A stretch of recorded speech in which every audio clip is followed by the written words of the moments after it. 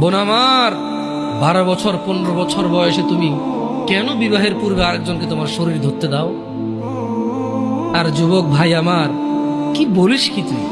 এই পৃথিবী আর পৃথিবীতে যা আছে এর চেয়ে মূল্যবান হচ্ছে এই মেয়েটা।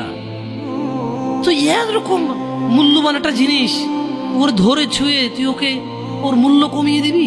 এত বড় জুলুম ওর প্রতি তোর! তুই আল্লাহকে ভয় করিস না তাই বলে এতটা কি বলিস তুই? তুই কি কারো গাড়ির গ্লাস ভাঙছিস জীবনে? না।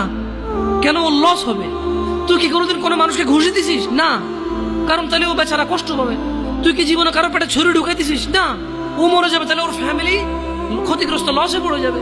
তুই কি কারো টাকা মারছিস কোনোদিন? না, তাহলে ওর ফ্যামিলি টাকার কারণে কষ্ট পাবে। তাহলে তুই কেন তুই এত ছোট ছোট বিষয়গুলো খেয়াল রাখিস যে আরেকজনের লস হবে?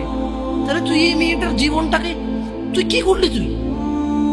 তুই পুরো পৃথিবী আর পৃথিবীতে যা আছে সবকিছু বিক্রি করলে যে সম্পদ হবে, সবকিছু অর্জন করলে যে অর্জন হবে, এর চাইতে মূল্যবান তুই ওকে সতীত্ব থেকে বের করে নিয়ে আসলি?